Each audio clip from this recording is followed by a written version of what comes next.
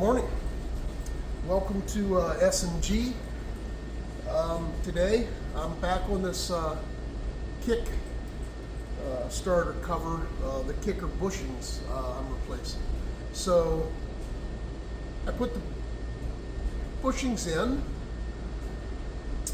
You saw me press those in the last video, and the actual kicker shaft wouldn't fit into the bushings, which is typical with new parts. You have to sand and hone and grind, not all the time, but a lot of the times.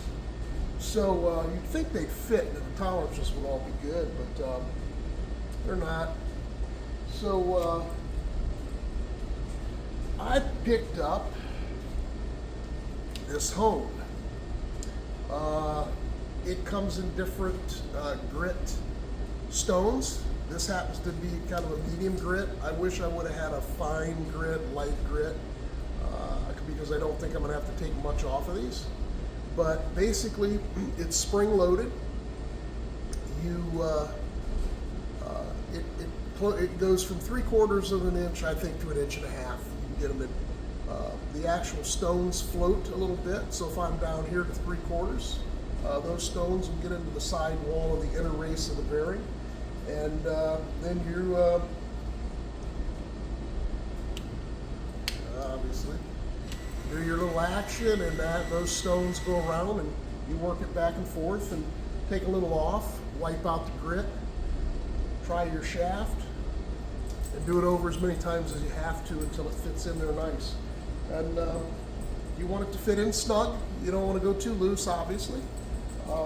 Just so that it slides in, and it's sliding in, not hard, but a little on the tight side. As long as your spring's gonna be able to release your kicker back, you're good. So I'm gonna start that up, and we'll get into that and get into honing. What I'll do is I kind of soak this a little bit, the stones, in some Marvel mystery oil. Stuff's good for anything. I pour an ounce or so of that in my gas tank all the time. Good stuff. Magical stuff. So anyhow, if anybody out there, you use that, you have any comments, let me know. If you know a better way to do this, please let me know. And we'll start getting on this. I think my fat bastard buddy Jones is going to be here in a little bit. We're going to jump on his 70 tire, look at bearings, front bearings on his tire, grease it. We just got in some new weights, so we're going to weight his wheel down, balance his wheel. We ran out of weights. And the sticky ones that I have that go on a chrome rim or a painted rim or a cast rim wouldn't stick on his because we don't want to clean it off. He doesn't want to clean it. He doesn't want the rust off of it. He wants to ride it as he found it in the barn or in the shed. And I don't blame him. That's what I do too. So if you've already subscribed, thank you. If you haven't, consider it. And we'll be back here in just a second, and we'll start honing this. See if I can get these bearings or bushings honed. Thanks.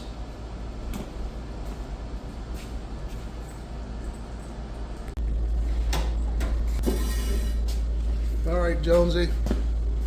So this is the hone. I'm gonna put this in this and put a little bit of Marvel mystery oil. What is Marvel mystery oil? It's a mystery, isn't it? Yeah, it's some kind of magical stuff. I've seen them put it down engines and get valves, stuck valves loose, and all sorts of things, huh? Yeah. And then I'm gonna put a little bit of this magical stuff in that race, in the back, and we'll chuck this thing up, and I'm going to close this off. I'm going to stick that in, and I know this is how I increase the tension up against it, and I know if I'm in that far, I'm coming out the other side, right? Right there. All right, so I'm going to come into about right there, and I'll go back and forth. So,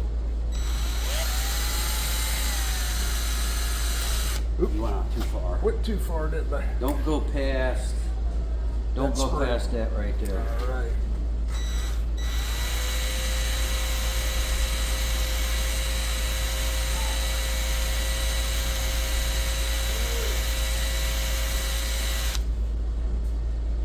I don't know how tight this should be, but I'm gonna kind of. I don't think. I mean, it's hard to say. I don't think I'm doing a lot. No, I'm not. I'm not seeing any brass or anything. So I don't think you're taking a lot off at one time. I don't either. So I'm gonna put a little more pressure on it.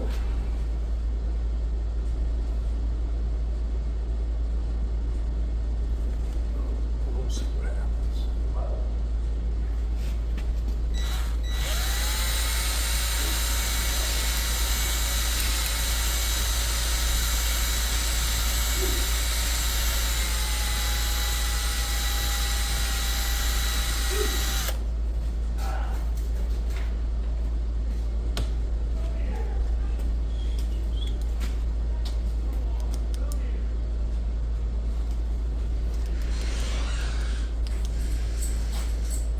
Now you can actually see where something scored that when I put that in. Look how bad I scored that. Yeah, I can see the grooves in it. Gotta be something high on this end.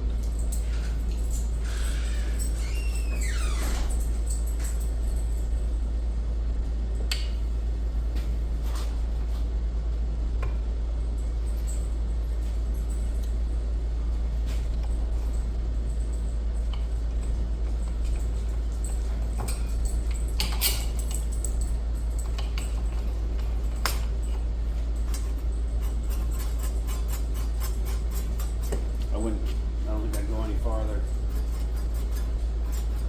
Because that's gonna be pulled back in there tight. Is it? It's tight this way. I mean, it's supposed to be all the way that way. Well, no, there is a washer on here that I need to put on, but I think it'll still be good. Yeah.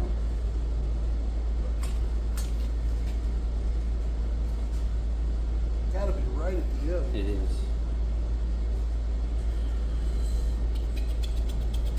But I wouldn't go anymore. Honing. Would you?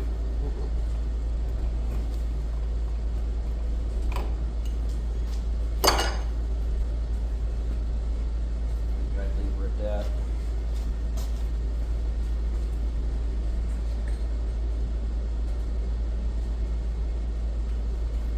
So there's the hone action.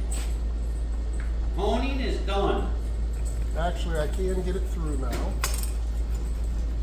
Seems But there is a little bit of a burr on that end. But when it's all the way back, really don't have any play not Not a compared lot. to what we had. compared to what we had. And I guess the worst thing that would happen is I gotta buy a new bushing, huh? Down the road, 10 years. I think I'm good though. Good deal. So we're gonna go ahead and start to rebuild this after I polish this up a little bit, clean it. We'll have to lube. I've got a new O-ring. Well, I'll get in here and get a little. There's the old one that we took out of there. It sits in between those two brass sleeves.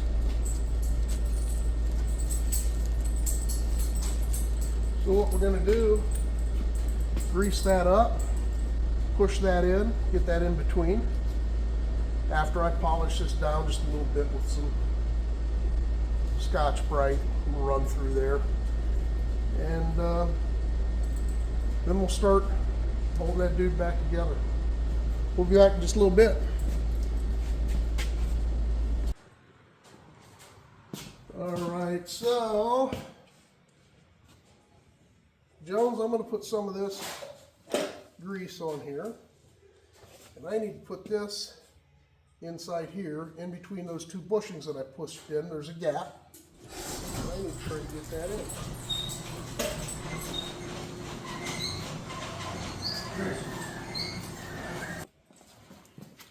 All right, Jones, we're back. We're back in business, huh? So, I did get that. I don't know if you can see. I don't know if you can see in there, but that O-ring is lubed up and pushed in. That was the old one. That's the one you replaced it with. That was Yep. busted up, and they put the new one in there in between those two brass sleeves. So what happens now when we build this thing back together is the kicker arm, I'll lube up a little bit, and it's going to go in the bushing, and then this washer goes on, and this washer has an indentation right here that's going to face the kicker cover. So that will be like that. I'm going to lube this up. I'm going to push that through. We'll spin this around and we'll start building the gears. What we're going to have to put back in are the gears, tab washers, throw out bearing, then then we'll go to putting the gear, the kicker gear, replacing that on the transmission side. So we'll start that and we'll be back. So I've took some lighter weight oil. I have my washer on with the indentation going back against the kicker case. Come in here.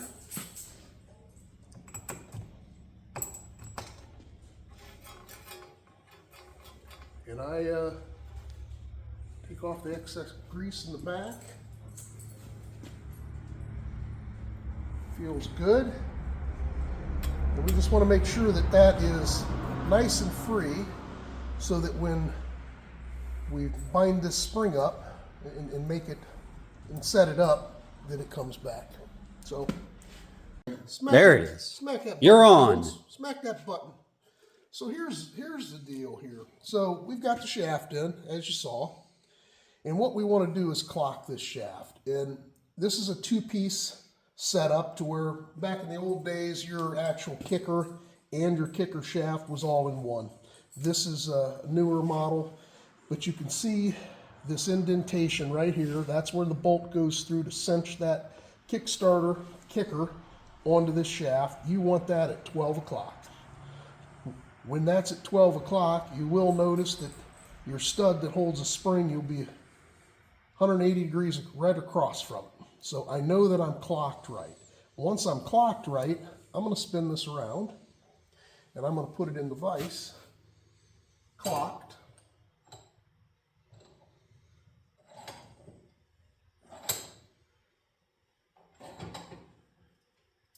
With that indentation straight up. Okay? So once I'm clocked there, I'm going to take this gear. And this gear has a round pin on this side and an oblonged, whatever shape that is, Jonesy. What kind of shape is that? I wasn't good in math with shapes. Triopathy auto, Yeah. or something like that. It goes that way. So this wants to come toward us, and I'm going to clock this, meaning I want that shaft's already clocked, but I want my transmission. This is where my clutch actually adjusts the throw out bearing fingers. So I want that straight up, and I'm going to clock this to where this pin, or this piece sticking out, is at 7 o'clock. And as I put that in there, now it'll hold it up straight. So right now I know I'm clocked straight. I've got this at 7 o'clock. This is straight up at noon. My hole in my kicker shaft is up where the pin goes through. That assures me that this is in the right position. Also, this now, with this off, this will do this. You can get it any way. If you're up, you put that at 7 and push it back. This is at 7 and it stays there. You know you're in the right spot. Next thing we're going to do is take this tab washer, and it's a D-ring to where it fits on this flat. We're going to fit it on there with these tabs facing me. Okay. Then I'm going to take our nut, and look which way it was on so I get it right way. And I'm going to put that on there. Now, I don't know what you all think about torque specs on this, but there are no torque specs in the manual. So,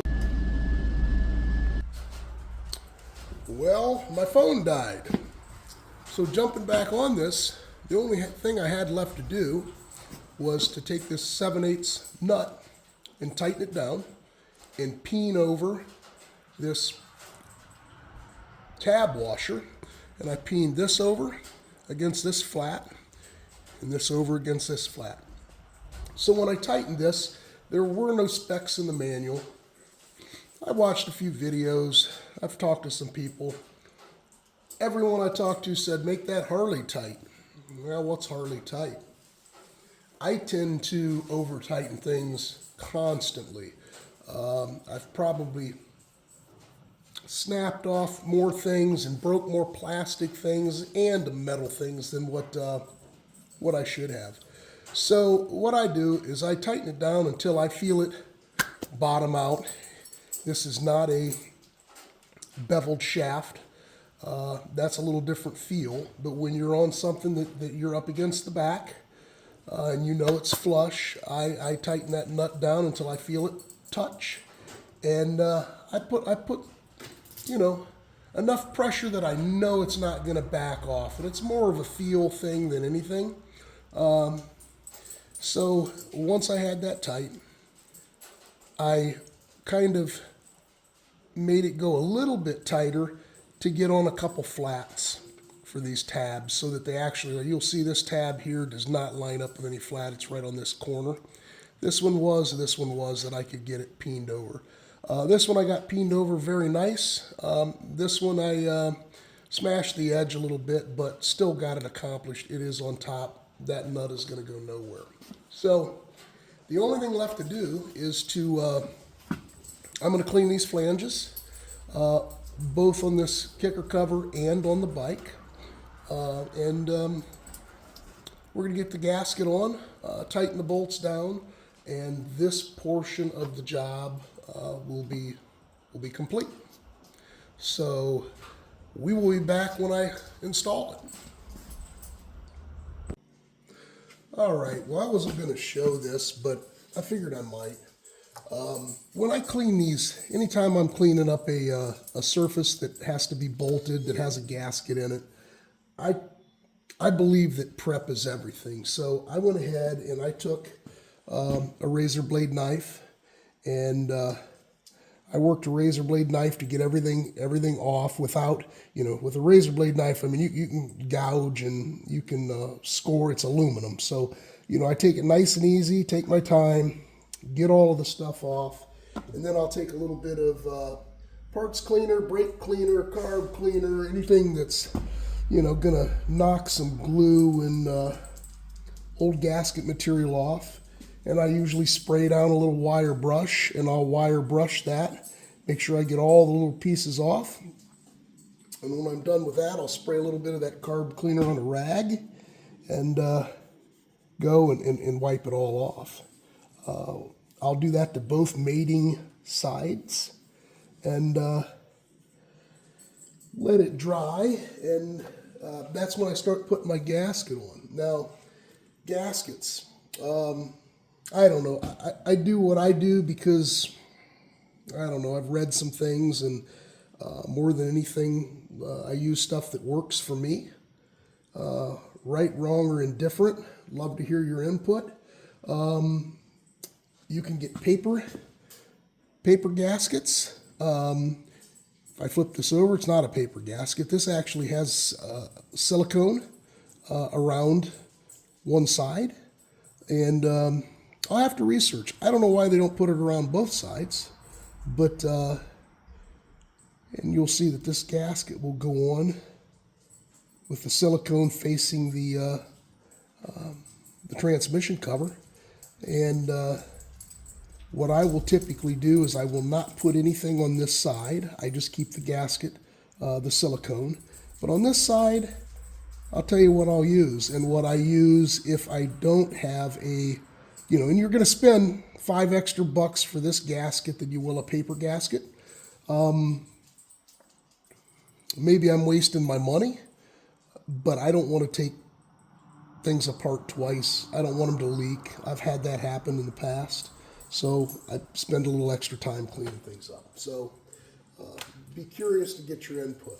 But here's what I use on the back side and on paper gaskets. It's a little something called, it's called Gasca Cinch. That's it. Kind of a toughie. Gasca Cinch. Got a pretty little girl on there. It almost looks like she fell down, but it's a gasket sealer. And it works well. It's flexible and it's easily scraped away. You can use it on aluminum, steel, titanium, or like magnesium, even rubber and copper. And it does great with extreme heat and gas and oil resistant.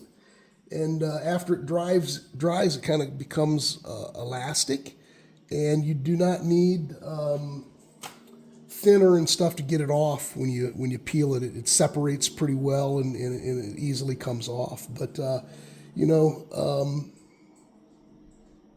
we're not looking to make any. There's no expectation to make a penny off of doing these videos. This is all for fun. So we don't rep anything. We don't get sponsored by anybody.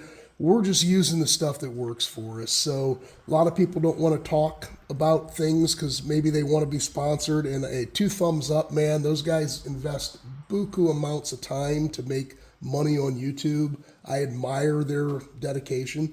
But we're not that dedicated, I guess. So we're just having some fun. So this stuff works for me. Try it out. If you like it, great. If you don't, let me know what you use. I'd love to hear your comments. So that being said, I'm going to show you how I put this stuff on real quick, and then we're going to bolt that thing up and be done. All right, so I'll usually lay my gasket silicone side down because I don't want to get anything on the silicone. That'll do a nice job sealing. Open up the gasket cinch. Got a nice little dauber ball on it, and I'll wipe most of the stuff off because it can get quite messy. And I'll do a light coat.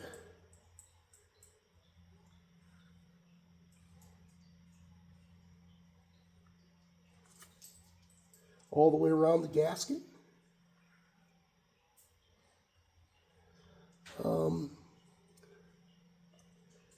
Make sure I don't have any dry spots. You can tell if you got some dry spots, whatever. Try to make it all even to where it's not blobbed. And once I have that, that's about all I use. Now, they do recommend you using it on the other mating surface. I don't. I figure gasket should seal on its own. If I put this on, I like that because I can now, you let it set. And you can let it set for 5 minutes. I'd say minimum of 5 minutes. But I can let that set for hours and it'll dry up, but it'll still be tacky. And I can take that gasket and I can place it on the face of that starter cover and it'll stick there and it won't fall on the ground, and I can push my bolts through, and it just makes it easy installation. So I'll peel it off of this. Ooh. Flip this thing over just so that it's not sticking to it. Hopefully it won't stick. And I'm going to let it dry for about 5-10 minutes. I will then, after that's done, I'll stick it back on the cover right there. And we'll go over and we'll start putting our bolts in. I'm going to look to see if I can find some torque specs for those bolts in any type of a pat. Typically, they have a specific pattern that they want them in so that you cinch this cover down all the way. And a lot of times you're doing something like, 1, 2, 3, 4, maybe 5, 6. And really all you're doing is spreading your weight out evenly and not cinching your outside ones first. You're kind of starting in the center and working your way out for the most part, or in a star pattern. So I am going to look for some, I don't think there's any specs for Torx in the manual. And I don't even know if they're showing any pattern, but I'm going to look at that. We'll be back. We'll bolt that thing on, and we'll be one step closer to getting this, kicking this thing, see if we can get it started.